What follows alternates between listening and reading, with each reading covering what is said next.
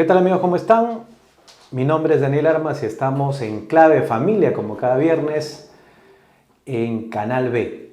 Bueno, todos en cualquier lugar valemos por lo que producimos. Solo en la familia valemos por lo que somos. Hoy día tenemos un programa muy especial a propósito del Día del Padre. Es un programa especial por el Día del Padre. El invitado de hoy es ingeniero civil de profesión, es máster en dirección de empresas, constructoras y lo más importante, es músico y predicador. Lidera la comunidad católica La Barca, fundó Radio Gozo, predica todos los miércoles en Catolinoches, creo que ya saben a quién me refiero. Es un gusto para mí presentar a mi amigo Pepe Enciso. ¿Cómo estás, Pepito? Feliz, muy contento de estar aquí contigo, con todos ustedes. Agradecido también por la invitación, Daniel. Bueno, un placer para mí que estés en este programa especial del Día del Padre y bueno, que hayamos coincidido, ¿no? Porque yo sé que tu agenda es un poco compleja, ¿no? Y me da gusto porque en realidad esa predicación, ese don que tienes, vamos a ir hablando de todo eso, pero quiero empezar a propósito de la paternidad. Tú tienes 4 hijos. Así es. Y es una experiencia, entiendo, una de las más importantes de tu vida. Quisiera empezar en esta conversación y a propósito de la celebración que vamos a tener este domingo sobre la paternidad. Dios, ¿qué hizo a partir de la paternidad contigo? Bueno, primero me quitó el miedo, porque siendo novio ya con Inés, ella hizo un viaje y al regresar trajo un juego de sábanas, ¿no? Nos íbamos a casar pronto y me muestra, mira las sábanas. Entonces yo veo, estoy hablando del año 95, acá en el Perú no eran muy conocidos el tamaño de colchón king, ¿no? Que es de 2 metros por 2 metros, ¿no? Yeah. Yo vi a mi papá toda la vida durmiendo en camas entre comillas normales, ¿no? Las de 2 plazas y de doble. Entonces dije, ¿por qué has comprado algo tan grande? Y me dijo, es que vamos a tener 5 hijos. Entonces, 5 hijos, si nosotros éramos 2 hermanos, ¿cómo que 5? Para mí, multitud eran 3. Y me dijo, sí, vamos a tener 5 hijos. Entonces, le escuché cuál era su ilusión y me dijo, sí, en los domingos los chicos van a pasar a nuestra cama y por eso necesitamos una cama grande. Y eso fue lo primero que me quitó, el miedo a que falte dinero, porque es una de las causas por las cuales muchas familias no quieren crecer. No quieren crecer mucho porque le quieren dar a sus hijos lo mejor. Y en este contexto, algo que también hace Dios en nuestros corazones es hacernos entender que lo mejor no es dinero, que lo mejor no es lo material. Hay muchos chicos que estudian en grandes colegios, sus papás se sacrifican tanto trabajando para darles, entre comillas, lo mejor, pero son papás ausentes, ¿no? Porque no pueden estar con ellos porque están trabajando, claro, a sus trabajos, a sus negocios. Entonces, esto de creer, de confiar en Dios es fruto de saber que Dios es provida y que Dios siempre va a darle un soporte a lo que es parte de su proyecto. Entonces me quitó el temor a que falte. Ahora, yo identifico, y no tengo ninguna pena en decirlo, digamos, ante cámaras, que una de las personas con más fe que conozco en la tierra eres tú. Y bueno, algunas veces hemos conversado largamente y me he dado cuenta de eso, ¿no? O sea, no es porque, mira, quiero decirte un cumplido, no. Sino porque realmente hay una fe que conmueve, en tu caso. O sea, en tu caso hay una fe que siempre conmueve. Después vamos a hablar del libro que hiciste y no quiero adelantarme porque quisiera preguntarte tantas cosas a la vez, pero... Y por eso lo digo, porque cuando tú empiezas a hablar de una paternidad unida a la fe y a Dios, es importante que los amigos que están pasando por acá lo sepan, ¿no? Entonces yo estoy, ahorita entrevistando a una persona que cree mucho en Dios, que es un hombre de fe, que predica a Dios, y por eso toda la entrevista van a escuchar, pues, que vamos a hablar de fe. Hoy día nos vamos a despachar hablando de Dios. y ¿cómo es esto de pasar la fe a los hijos? Es decir, me gustaría que nos cuentes a partir de de esa premisa de un hombre de fe que tuvo que morir, entiendo, porque yo leyendo tu currículum, pues tú eres ingeniero civil de profesión, tienes una maestría, o sea, Sí. pudiste, o sea, muy bien estar también en negocios, o sea, consiguiendo mucho dinero, digamos, trabajando comercialmente, hablando, ¿no? Pero no, entiendo que no. Algo pasó ¿Cómo es tu historia en esa parte? Bueno, mi encuentro con Jesucristo fue en el año 87, en un retiro. Y en ese retiro, pues experimento cuánto Dios me amaba. Y experimento su perdón. Y por primera vez en mi vida tengo una paz indescriptible, que no es tranquilidad, no es producto de hacer respiraciones y relajarte, ponerte en una posición especial, es la paz del alma. Entonces, ahí como que yo volví a nacer literalmente. Y tengo una sensación en mi interior. Hasta ese día mi meta era ser ingeniero. Pero en ese retiro yo tengo una certeza interior que la da Dios, que era que yo iba a estudiar, iba a tener éxito en mi carrera, pero que ese no era el propósito de mi vida, sino que en ese momento yo sentí que Dios me había creado para ser su instrumento, para salvar almas. Entonces lo tenía guardado en el corazón, yo sabía que ese era y que yo iba a ser misionero. Tenía una intuición, una sensación de que yo iba a llevar su palabra a los lugares más recónditos del planeta, indistintamente si fuera gente pobre, rica, de todas las culturas, de todas las razas e idiomas. Eso estaba ahí, pero a raíz de eso yo tuve temor de enamorarme de alguien que echara a perder eso. O sea, con quien yo echara a perder eso. No es que esa persona va a echar a perder, sino que yo comete el error de no, sincronizar en la misión con otra persona. Hasta que ahí mismo, en ese mismo grupo de jóvenes, conocí a Inés, estaba Inés ahí. Y conversaba con Inés mucho y ella, sin saber lo que yo sentía, me dijo que su sueño y su meta, su razón de estar aquí en la tierra era evangelizar y ser misionera. Ella estudiaba psicología y que algún día iba a dejar todo y que iba a dedicarse a eso. Entonces dije, ella es. Entonces sí, por eso sí, claro, estudiamos, terminé, tuve dos compañías constructoras, una dedicada a obras privadas, la otra a obras públicas, pero yo no me sentía feliz. Dios me dio un don para hacer negocios, para hacer dinero. Pero por más que hice el dinero que quise para gloria de Él, nunca me sentí pleno, lleno. Más bien me interesaba al momento de entregar una vivienda en cómo estaba la familia, ¿no? Y ese para mí era el problema. Es más, conversé con varios de mis clientes y pude aconsejarlos, escucharlos, orar por ellos, ¿no? Y ahí eras más feliz que... Sí, ahí eso me hacía más feliz.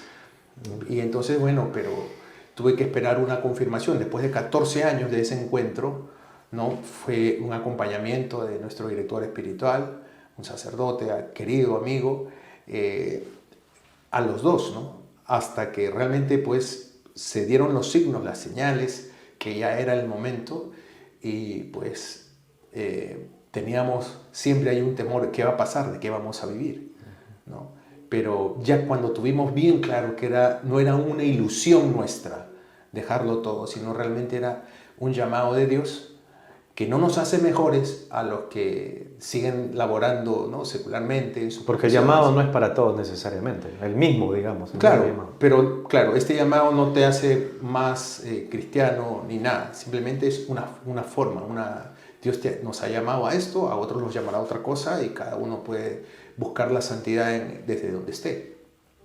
Entonces, pues tomamos la decisión sin saber de qué íbamos a vivir ni cómo se iban a sostener nuestros hijos. Hasta ese momento teníamos dos. ¿no? Realmente tuvimos 5, como lo había dicho Inés, ¿no? Pero hubo una pérdida en el vientre de mi esposa, así que bueno, lo contamos, le pusimos Angelito como nombre, ¿no? Y bueno, aquí en la tierra son 4 los que tenemos ahora.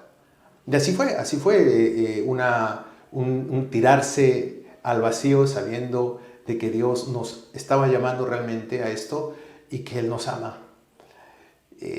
La tranquilidad viene cuando uno va conociendo cuánto Dios nos ama.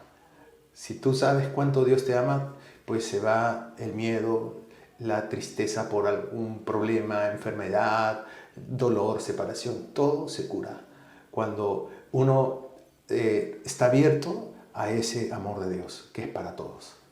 Tú perteneciste a la Renovación Carismática Católica del Perú, ¿cierto? Sí, Al claro. Ministerio de Música también. Sí, claro. ¿Y eso habrá sido también, digamos, una fuente de alimento espiritual para lo que tú después decides? Sí, definitivamente, ¿no? Somos carismáticos, ¿no? Somos renovados en el Espíritu Santo y es un movimiento al que amo con todo mi corazón, ¿no? Y tanto Inés como yo. Entonces, allí encontré algo que yo deseaba encontrar en la Iglesia Católica.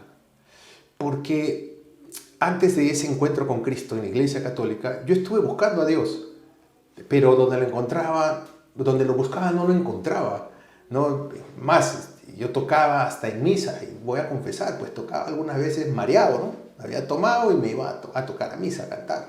Entonces me sentía mal conmigo mismo, incoherencia total en mi vida. Entonces yo decía, ¿dónde está Dios? ¿Dónde está Dios? Y en esa búsqueda fui invitado a una iglesia evangélica. Y yo acepté ir, pero no hacerme evangélico, pero quería ver cómo era. Y de repente dije, si ahí encuentro a Dios, pues ya, pues ¿qué voy a hacer? Pensé en algún momento, pero con dudas. Entonces, allí yo vi cómo ellos leían la palabra de Dios, cómo la vivían y cómo oraban, y los carismas en el Espíritu Santo. Y yo decía, y yo sentía ahí que algo pasaba, que ahí había una presencia. Entonces dije, ¿por qué esto no hay en mi iglesia católica? Y a los meses, un amigo César, que siempre lo menciono porque él fue el instrumento por el cual estoy aquí, él me va a buscar y me invita a su grupo de oración de jóvenes Nueva Vida de la Renovación Carismática, que se reúne aquí en Santísimo Nombre de Jesús. Y entonces yo acepto, pero acepto después de hacerle varias preguntas, ¿no? Porque la verdad yo buscaba a Dios y buscaba una chica, ¿no? Entonces empiezo a preguntar. Porque estás hablando, digamos, hace pues muchos años, ¿no? Claro. Entonces, cuando yo llego por primera vez a ese grupo de oración, veo todo. Veo una oración de corazón, conozco a los jóvenes y me doy cuenta que pues no tenían una doble vida. Habían concursos de versículos, ¿no? ¿Quién se sabe el versículo de la semana pasada, el de la antepasada? Yo estaba extasiado en esa reunión. Dije, esto no pueden ser católicos, esto hay en la iglesia católica. Entonces yo les pregunté cuán católicos eran y me dijeron, sí, hemos rezado el Santo Rosario antes que tú llegues y ahora vamos a cantar en misa. Y eso me fascinó, ¿no? Dije, ¿qué? Entonces aquí puedo encontrarme con Jesús. Y a la semana siguiente fue que hubo un retiro. Y ese fue el retiro donde tuve mi conversión, o el inicio de la conversión. Estar en la renovación carismática, haber nacido ahí, ha sido una bendición para mi vida total, ¿no? Ese vivir en el Espíritu Santo, la fraternidad, y hizo algo, ¿no? Que yo no tenía una relación con la Virgen María. Allí nace mi relación con la Virgen María y también nace mi relación con la Eucaristía, porque yo había hecho la primera comunión, pero no sentía nada, iba a misa, me aburría, me sentía culpable de no entenderla. Pero ahí, al volver a nacer, es como que Dios te abre los ojos y empiezas a encontrarle el sentido espiritual a las cosas. Bueno, y el movimiento en el cual estamos ahora, que es la Barca, es un movimiento carismático. Y gracias a Dios es que estamos con la renovación carismática, con 2 movimientos más. Somos miembros de Charis, o Charis, que es la organización internacional, ¿no?, de la renovación carismática en el Vaticano, ¿no?, con la cobertura del Vaticano. Entonces es un servicio Y pues nuevamente me siento nos sentimos parte de la renovación carismática, pero claro, somos movimientos independientes, pero siempre hay un gran amor y una gran relación con la renovación. Ahora tú, ¿a qué edad, más o menos, de qué edad me estás hablando? Yo tenía 18 años. O sea, eres un jovencito común y corriente, como Sí. cualquiera, no eres un joven, pues digamos, perfecto, Así es. sino con todas sus miserias, sus curiosidades. Exacto, debilidades. Exacto, Sí, que como decía un sacerdote, ¿no? Si eres un joven que siente, eres un joven sano. Si no sintieras nada, habría un problema. No, sí. Pero ten la gran sabiduría de poder consentir lo bueno y no consentir lo malo. Entonces, sentir y consentir, nos decía justo a esa edad, me acuerdo de un sacerdote amigo. Sí. Y me haces acordar, porque claro, nosotros, la gente pues, que habla de Dios no es que sea perfecta. Por supuesto. Tenemos justamente nuestra lucha y por eso también buscamos a Dios, ¿no? Porque claro, si fuéramos perfectos ya no tendríamos que buscarlo. Es más, somos más imperfectos que muchos que están fuera, tal vez, ¿no? Ajá. Ahora, te lo preguntaba porque, claro, ese encuentro es relativo con las personas, digamos. O sea, uno puede encontrar a los 18 como tú, otros los pueden encontrar a los 25, otros los pueden encontrar a los 50, eso no importa. La cuestión es que tenga ese paso de fe que tú diste, porque, claro, yo te escucho y digo, wow, pero habrá sido recién, por eso lo aclaraba, porque no debe ser que alguna persona diga, no, hace 5 años ha encontrado a Dios, pero bueno, después de haber pasado ya de grande, ¿no? Y no, o sea, fuiste joven, y eso entiendo de que ha sido una gran semilla para lo que se vino después con tu familia. Por supuesto, porque conocer, entregarle nuestra vida a Jesús a esa edad, nos permitió vivir la fe, ¿no? Desde esa edad, entender. Tuvimos con Inés 7 años, 8 meses previos a casarnos como enamorados y novios. Entonces, en ese grupo de jóvenes, nosotros veíamos realmente el poder de Dios, porque habían muchos jóvenes que vivían en castidad y habían tips para vivir en castidad, cómo vivir en castidad. Entonces los empezamos a practicar y gracias a Dios esos 7 años, 8 meses, para mí ha sido un milagro, ha sido realmente el poder del Espíritu Santo, obviamente con estas fuentes de gracia, la Eucaristía, la oración, la Biblia, la relación con María, quienes nos han ayudado a sostener esa vida de castidad. Pero éramos de carne y hueso, teníamos tentaciones, teníamos que tener higiene visual, ¿no? Y también cuidar lo que escuchábamos. Desterré los chistes colorados de mi lenguaje, quitarme el pensamiento malicioso fue un proceso. Entonces, entender todo eso, y no es que Inés no me gustaba, claro, me encantaba, me encanta mi esposa. Entonces, saber y pasar todo eso, esos momentos de tentación, esos momentos en los que estás a punto de caer, en los que como joven estás excitado mentalmente y quieres, la carne quiere, pero fortaleces al espíritu para que venza la carne y te sometes a Jesucristo. Ese proceso es impresionante, es una obra de Dios. Entonces nos ayudó y obviamente nos ha ayudado también para transmitírselo a nuestros hijos, ¿no? Claro, no es que los hemos sentado a decirle, esto va a ser así, así, o sea, no nos hemos dado cuenta tal vez cómo, porque ha sido en el día a día. Es lo que ven ellos. Es lo que ven, ¿no?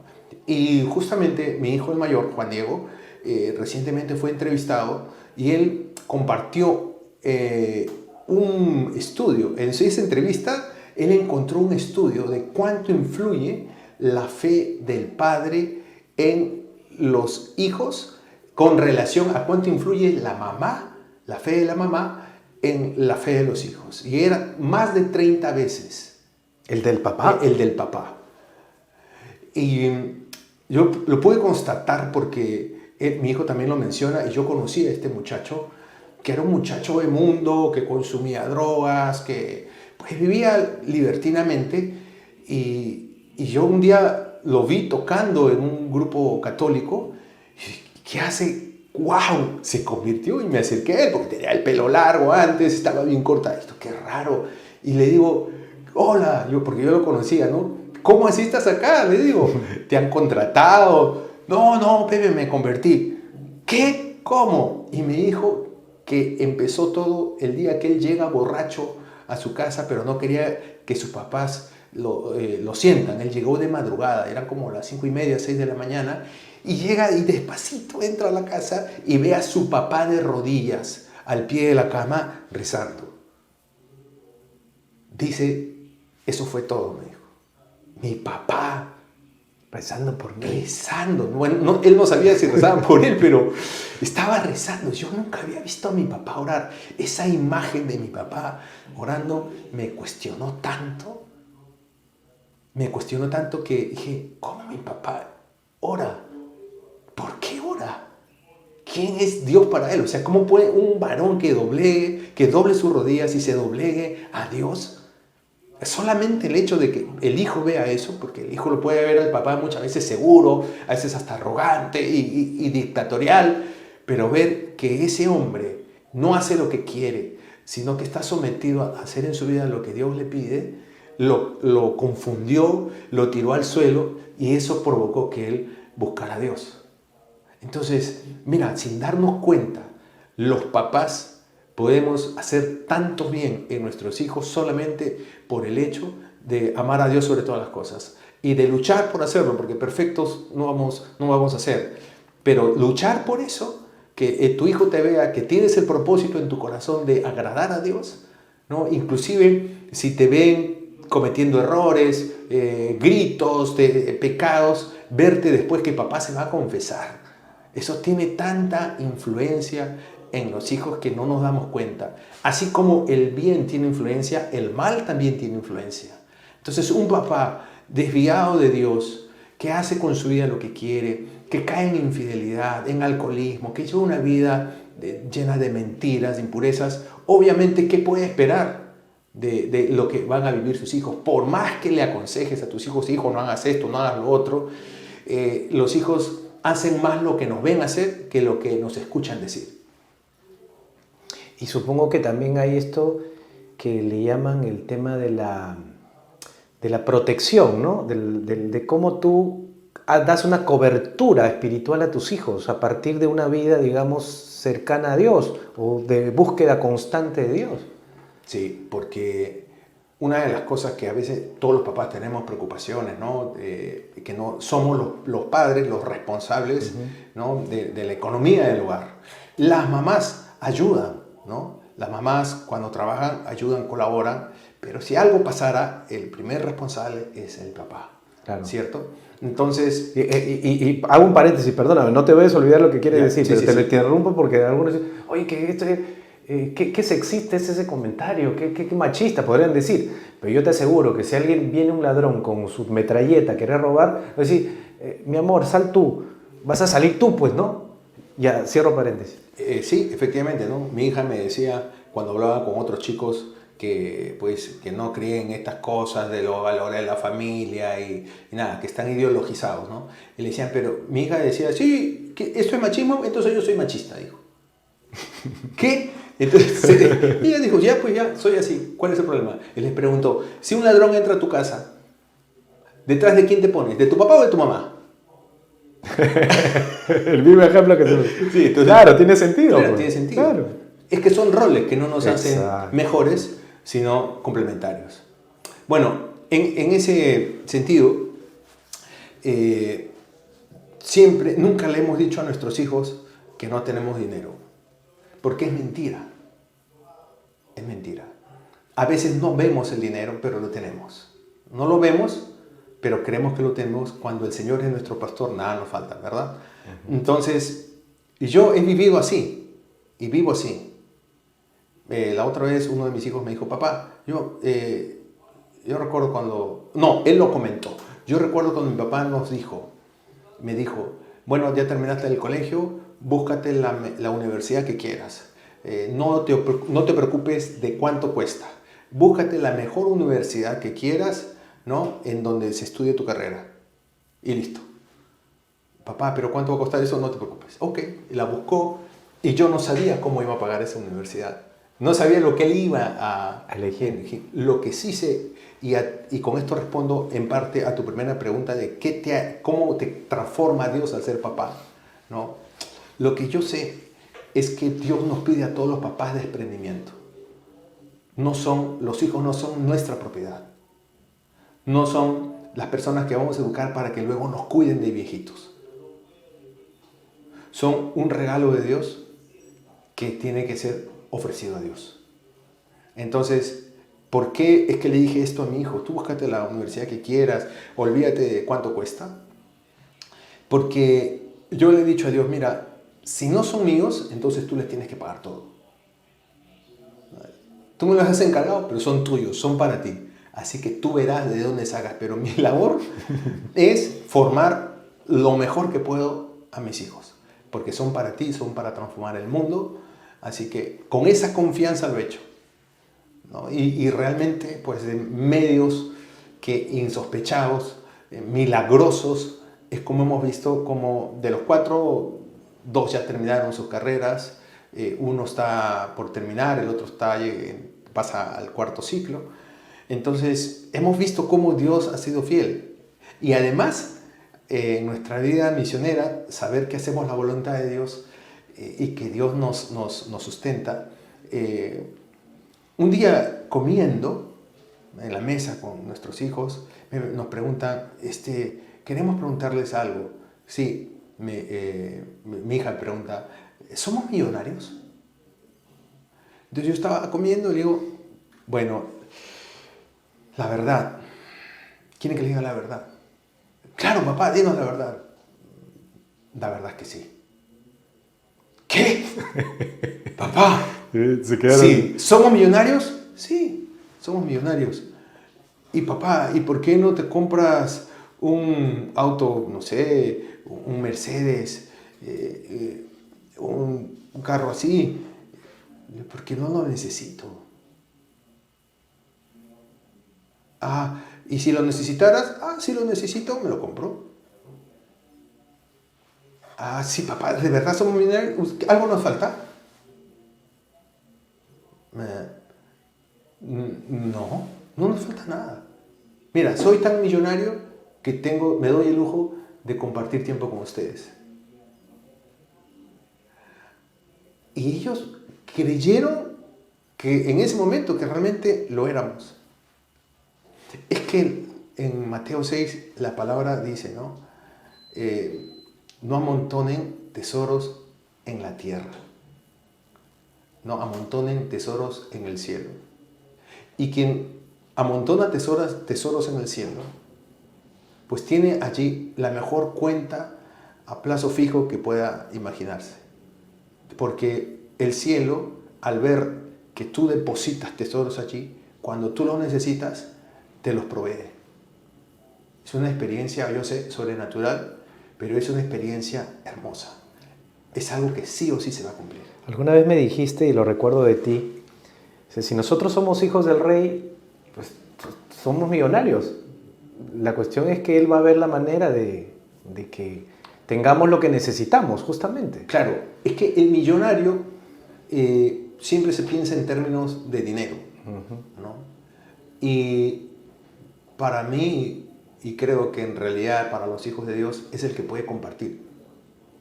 El que, como dice 2 Corintios 9:8, ¿no? Poderoso es Dios para bendecirlos de mil maneras, de tal forma que nunca les falte nada, ¿no?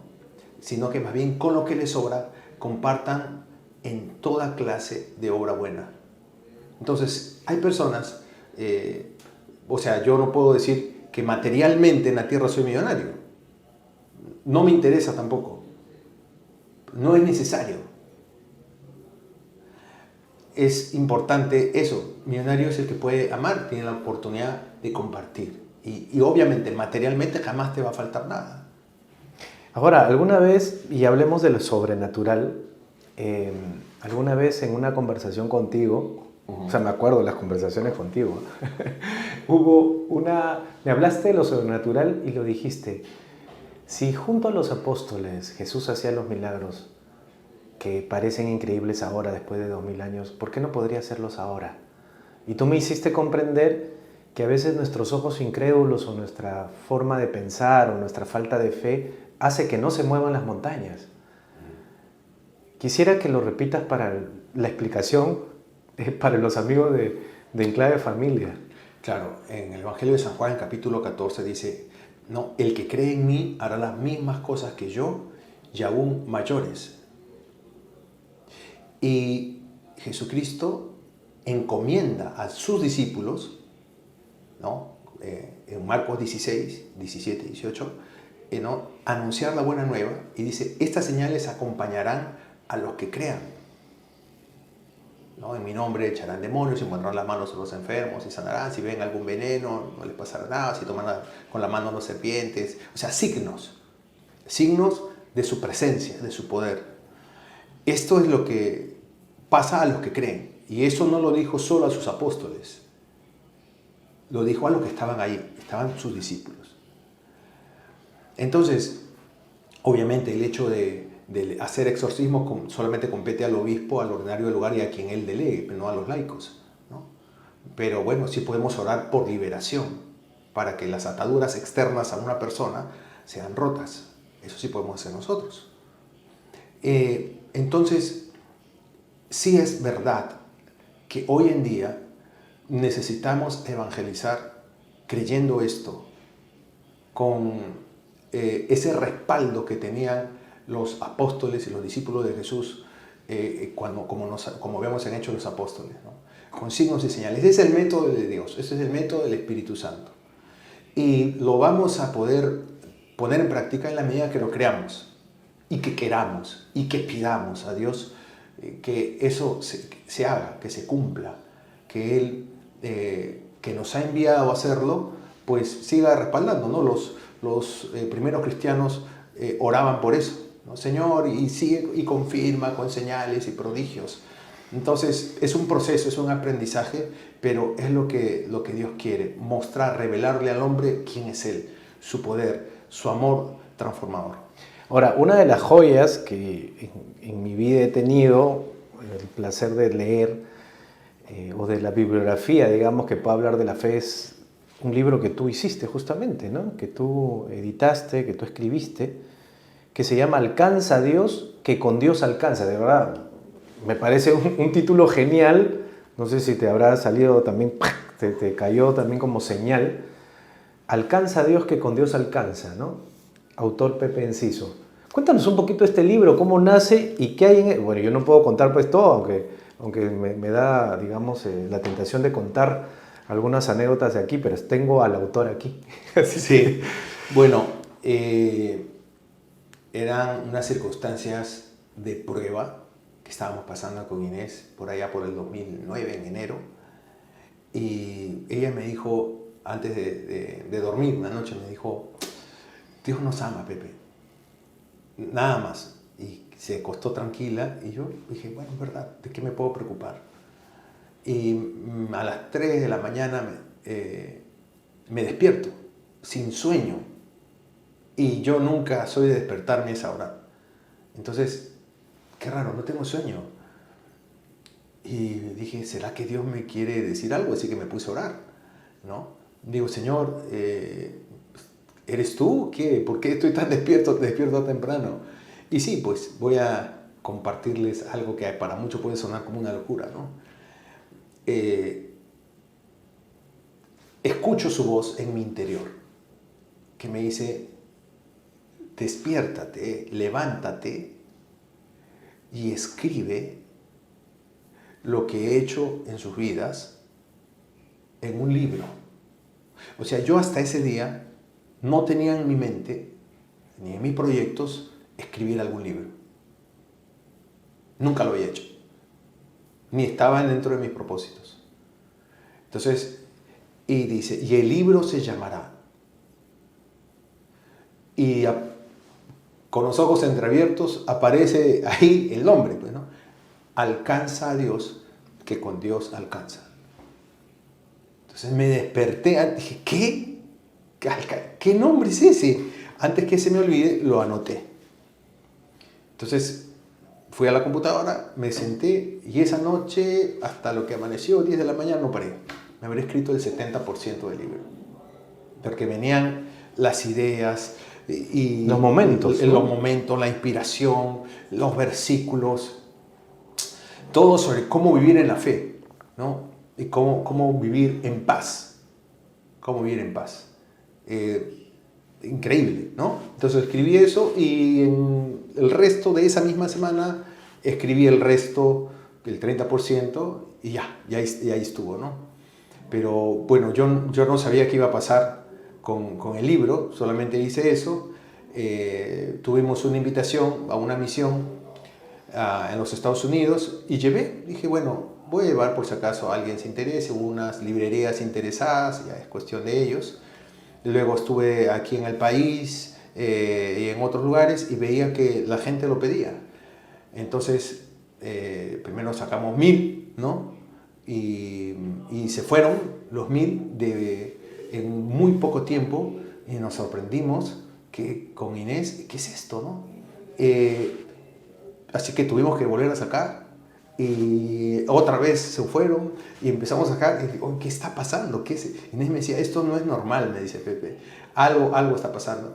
Y claro, entre otras cosas, habíamos pedido a Dios que renueve nuestro carro, ¿no? Nuestro auto, ¿no? Porque teníamos un Volkswagen del año 74, ¿no? Después de haber tenido yo como ingeniero autos pues muy bonitos, último modelo, pues en la etapa misionera pues Dios nos proveyó ese auto y con eso yo estaba feliz. Pero ya los 4 habían crecido, ya no entrábamos en ese auto y habíamos pedido uno nuevo. Y por cosas de Dios, con este librito, pues empezamos a ahorrar y dijimos, será para eso. Pero ¿cuánto costará? ¿No? Inés es muy soñadora, como ustedes conté al principio, ¿no? Dijo, vamos a tener 5 hijos. Entonces ella dijo, necesitamos un auto para llevar a los sacerdotes, a los misioneros, a los que vengan del aeropuerto, llevar a nuestros hermanos de comunidad cuando tengamos actividades. Necesitamos una camioneta grande, ¿no? Y me dijo, esa camioneta, un día que estábamos por la calle, esa camioneta es la que necesitamos. Cuando yo la vi, dije, eso es imposible, o sea, eso es demasiado caro, tú no sabes lo que estás hablando. No, pero eso necesitamos. No es un lujo, es una necesidad. Porque va a estar al servicio del reino. Entonces nos llevaban al aeropuerto en Estados Unidos, ya de regreso de una misión, y yo le pregunto a la persona que nos llevaba, ¿y tú, hermano, cómo nos estás llevando un día lunes al aeropuerto y tu trabajo? No, yo soy independiente, soy dealer, saco autos de las subastas y también soy mecánico y los arreglo y los envío a donde me lo pidan. ¿Y los puedes enviar al Perú? Claro, sí. ¿Por qué? ¿Necesita? Sí, necesitamos. Y nos salía súper económico. Súper económico. Y cuando nos dijo el precio, quedamos tan barato. Sí. Es más, este hombre, a través del servicio que dimos en algún momento, pues su esposa se cura de una enfermedad degenerativa en la córnea. A ella se le cristalizaba todo y se lo tenían que quitar como unos pedazos de vidrio y quedaba sin ver cada 15 días, con unos dolores terribles en la vista. Y a través del servicio nuestro, a través de una canción que grabé, ella escuchando esa canción una y otra vez, experimenta una curación. Dice que escuchando esa canción ella decide ir al Santísimo y cuando estaba frente al Santísimo todavía tenía la canción en la cabeza y seguía, ¿no? Cantándola y pues queda curada. Pero ella no podía ver en ese momento, pero empieza a ver y Dios la sana. Entonces ella cuenta su testimonio y va el otro día al oftalmólogo y le dice, señora, ¿qué ha pasado? ¿Dónde ha estado? ¿Qué le han hecho? Porque dice que en el fondo de su ojo él veía siempre como unas cavernas y que con las máquinas que la veían ya no tenía nada. Y entonces la pasaron a otra máquina, ya otra máquina y otra máquina y su ojo estaba normal. Su vista era perfecta, no necesitó anteojos. Entonces, ¿qué le ha pasado? Entonces, es que yo he venido aquí para que usted constate el milagro que Dios me ha hecho. Cristo la había sanado. Entonces, el esposo, yo no sabía todo eso, ¿no? Estaba agradecido, ¿no? Entonces dijo, bueno, yo lo que es mi trabajo y todos los trabajos de mecánica que haya que hacer con ese auto, porque en general son siniestrados los autos de las subastas allá, pues yo no lo voy a cobrar, ustedes compren los repuestos y ya el gasto del envío, ¿no?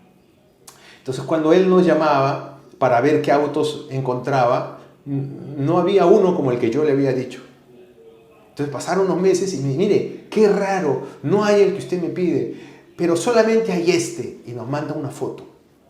Y cuando veo la foto, dije, no puede ser, era el auto, la marca, el tamaño que había dicho Inés, este es el que necesitamos. Y me dice, en todos estos tiempos, había entrado como 8, no sé cuántas veces a las subastas, no había uno como el que yo le había dicho, sino había uno mejor, que era como el que Inés había indicado. Entonces le dije, ¿y cuánto cuesta? Era muy cómodo y es así como logramos recibir ese auto, y con lo que habíamos ahorrado con este libro, pues lo pagamos. Lo pagamos y dijimos, o sea, no sé cómo estoy atreviéndome a compartir esto, pero es para la gloria de Dios. Dije, ¿cómo es esto? ¿Qué está pasando? ¿Cómo compartir esto con la gente? Que cuando tú te sabes amado por Dios, actúas conforme a eso, y cuando tu vida tiene como centro darle la honra y la gloria a Dios, pues tienes que renunciar a todo apego en la tierra, vivir con sencillez, y que el propósito de tu vida sea honrar al Rey de Reyes. Y entonces es ahí cuando se te va el estrés, es ahí cuando se te va la depresión, cuando se te va la soledad, cuando incluso tienes dificultades en tu matrimonio, en tu vida, problemas emocionales, y todo eso pasa a un segundo plano cuando, en vez de estar esperando recibir, te centras en amar, en dar lo que Dios quiere que compartas, en hacer que toda tu vida sea de agrado a Él, con todos los defectos que tengamos. Si me permites, y ahora que es el Día del Padre, se acerca el Día del Padre, pues a mí me pasó una cosa como papá muy interesante. Mi hija tenía 6 años y ella siempre ha sido muy cariñosa. Tú tienes una hija, los otros son varones. Son 3 varones y una hija. Entonces ella tenía 6 añios y me dice, y yo estaba con un hambre, era una noche, y solamente estábamos los dos en casa, en ese momento, ¿no? Y ella estaba sentada a mi costado y me pregunta, papi, ¿cómo estás? Y yo le digo, ¿no? Ay, hijita, con un hambre. Y me dijo, ¿quieres que te prepare tostadas? Yo le dije, ¿tostadas? ¿Tú sabes preparar tostadas? Y ella nunca había hecho tostadas. Y me dijo, sí, yo sé. Entonces, ok, prepárame. Y va a agarrar el pan que había por ahí y lo pone en el horno. Y se sienta a mi lado, seguíamos conversando, y yo no le quería decir, ya están las tostadas, ¿no? Porque yo estaba confiando en ella, ¿no? Y ella se sentía feliz de hacerme eso. Entonces, empiezo a sentir olor a quemado, ¿no? Ya, uy, se le está quemando, pobrecita, pero no le quise decir, no le quería decir, te salió mal, se te quemaron.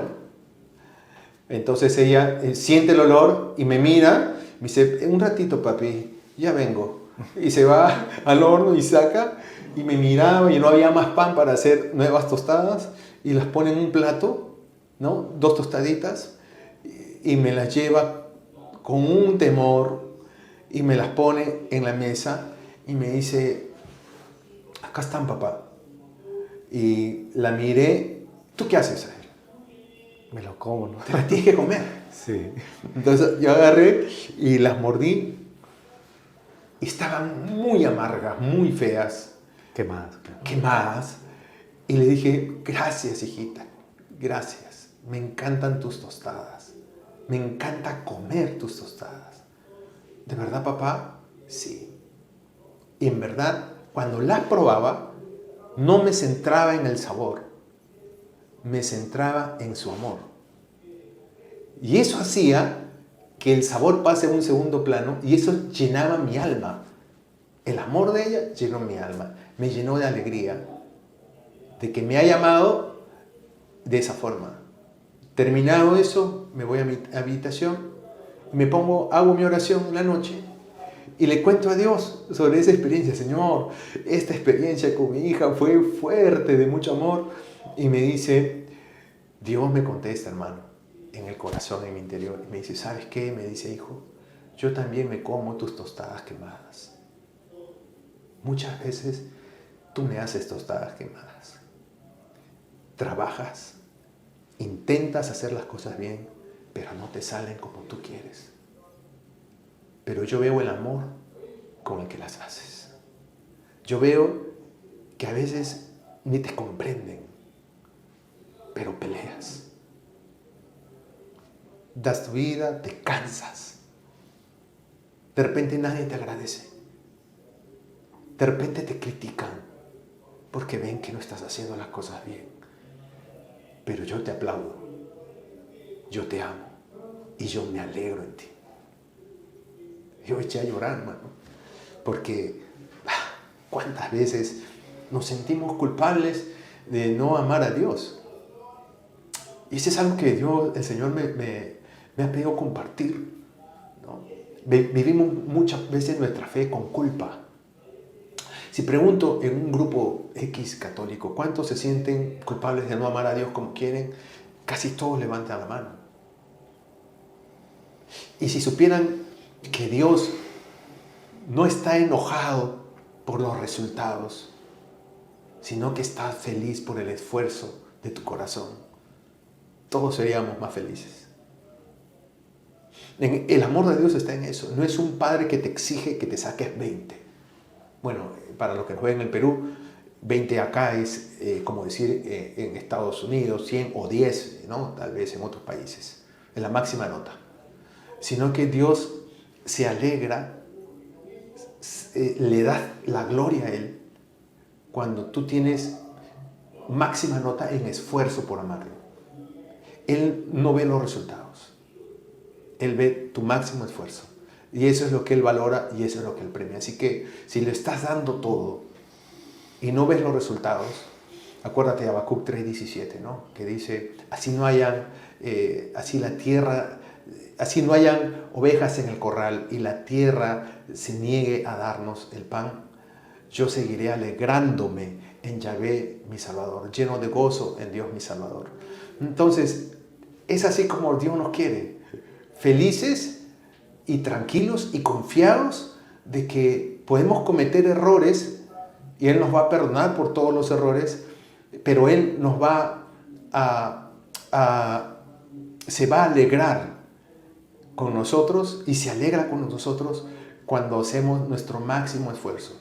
Y para todos los papás que de repente ahora no están sintiéndose grandes papás, de repente tú dices, no sé cómo hacer, he hecho mucho daño a mis hijos en la manera como los he criado, he sido muy autoritario, he sido un papá ausente. Nunca es tarde para cambiar, para tomar decisiones radicales y darle más tiempo a tus hijos, escucharlos, escuchar a tu esposa, porque a veces nos empeñamos en ser buenos papás, pero no somos buenos esposos. Por eso fracasamos como papás. Porque para un hijo, el mejor papá es el que ama a su mamá. De nada sirve ser buenos papás si no amamos a la mamá. Y si estás separado, ¿no?, de la mamá de tus hijos, pues un buen papá es el que no habla mal de la mamá de sus hijos. Así estén separados. Es el que no juzga, es el que enseña a perdonar y que le muestra a sus hijos, yo perdoné a tu mamá, ¿no? Le perdono y respeta a tu mamá, así la mamá a ti no te caiga. Eso es un buen papá. El buen papá es el que enseña a amar, es el que enseña a perdonar, es el que transmite valores con su ejemplo, sea la circunstancia en la que estás. Perfecto, Pepe, te agradezco. Antes de que tenemos algunos minutos todavía y quería pedirte, hay una anécdota aquí como para cerrar con broche de oro este programa tan importante para mí, por tenerte aquí y poder contar con tu testimonio. Hay una anécdota aquí que es, digamos, tus vivencias familiares, donde tú querías darle un regalo a tu hijo y fue la mejor fiesta que se pudo haber dado en tu casa. Sí. Sí, era el cumpleaños de mi hijo y no sabíamos cómo celebrarlo, porque sabemos que tenemos, pero como dije, a veces no vemos. Caminamos, como dice en 1 Corintios 5:7, caminamos en la fe, no en lo que vemos, no en visión, sino en la fe. Entonces, estaba de visita en la casa de mi suegra, y mi suegra estaba preocupada porque faltaban 2 días más o menos para el cumpleaños de mi hijo y no le habíamos dicho va a haber una fiesta, nada. Y en el colegio todos sus amiguitos hacían fiestas, ¿no? Contrataban un local, ¿no? Esos donde celebran los cumpleaños y nosotros no podíamos, no sabíamos cómo hacerlo. Entonces, yo estaba de visita en la casa de mi suegra, entra mi suegra a ese Star donde estábamos y me dice, oye, se acerca el cumpleaños, ¿y qué le vas a hacer? Me imagino que una fiesta, ¿no? Porque en ese tiempo mi suegra y mi suegro todavía no estaban de acuerdo, no les gustaba que hayamos dejado todo, ¿no? Ellos inicialmente vieron que era un error. Para ser misioneros, digamos. Claro, ser misioneros, a tiempo completo. Mis papás tampoco estaban de acuerdo. Entonces nos criticaban mucho. Después con los años, Dios les muestra que era lo correcto y era lo mejor y obviamente cambiaron por completo ambos, mis suegros y mis padres. Pero ese día mi suegra estaba así como enojada de que mi, entre comillas, irresponsabilidad haga de que mi hijo no tuviera una fiesta de cumpleaños. Entonces me dijo, y me imagino que habrá fiesta, ¿no? Yo le dije, bueno, es la fiesta en mi corazón decía, Señor, es la fiesta de tu hijo, me imagino que le vas a hacer una fiesta. Entonces le contesto a mi suegra, sí, claro que sí. Ah, ok. Ella se va y estaba yo sentado en un sofá y me quedé dormido. Inmediatamente. Pero era ese sueño en el que estás entre despierto y dormido. Y veo una fogata. Y veo a unos niños acercando los malvariscos o marshmallows, ¿no?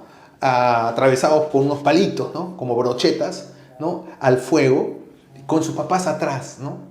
Y enseñándole a los papás a asar los marshmallows ahí. Y me despierto.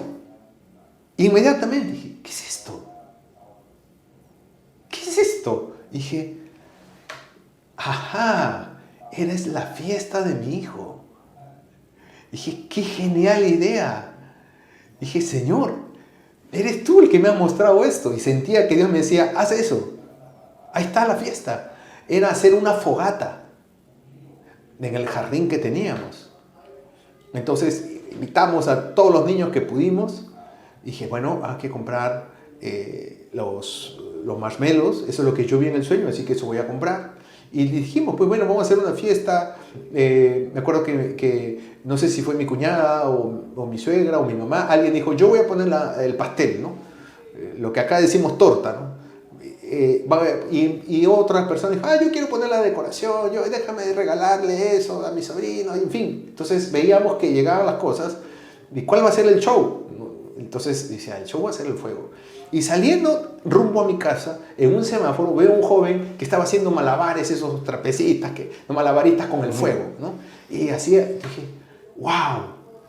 Me estacioné a un costado y lo llamé, oye, ¿cuánto me cobras? Quiero que vayas a mi casa a hacer unos malabares. Me cobraba súper, pero demasiado barato. Dije, no, yo no te puedo pagar, eso es demasiado barato, te voy a dar un poco más.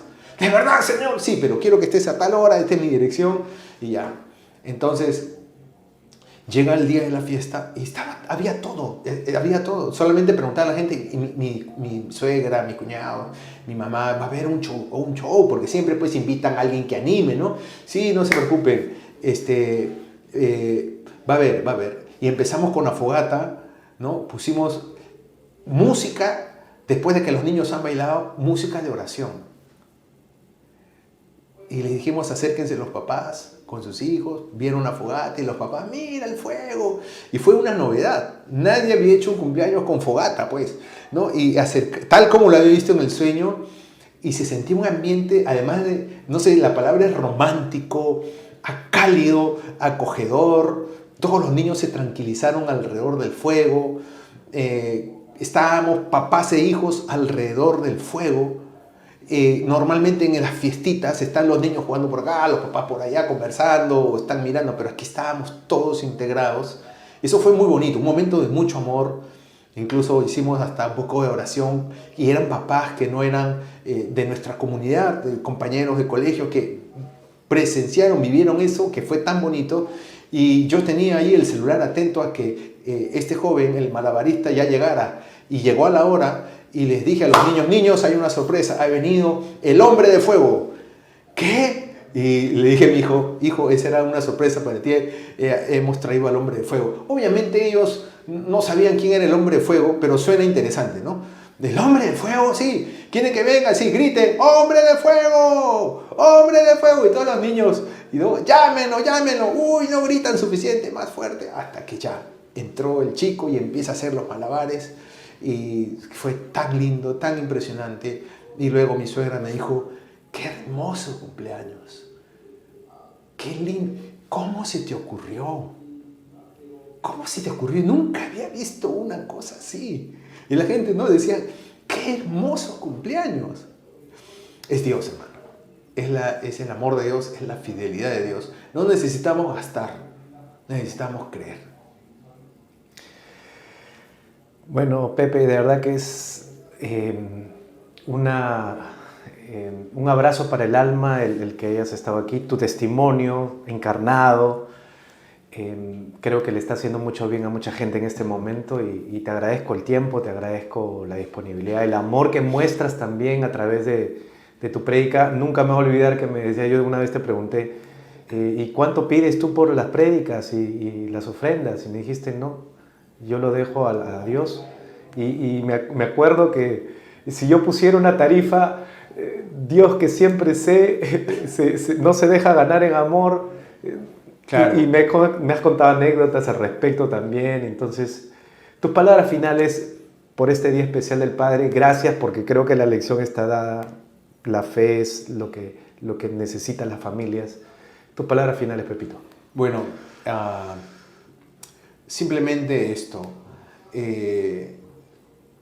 Atrévanse a conocer más de cuánto Dios nos ama. En la medida que conocemos cuánto nos ama, pues en esa medida nuestra fe va a crecer en el amor del Padre. Y respecto a nuestra Madre Iglesia, es orar por nuestra Iglesia, aprovechar sus riquezas, no desgastarnos en pelear al interior. Porque es así como el enemigo, el demonio nos quiere, divididos, peleando, acusándonos. Y está distrayéndonos de lo que es realmente la verdadera misión, que está hacia afuera. Anunciar a Jesucristo afuera, a la gente que todavía no lo conoce. Es ahí donde deben estar canalizadas nuestras fuerzas, nuestras acciones pastorales. Y con eso, pues, va a disminuir lo de adentro.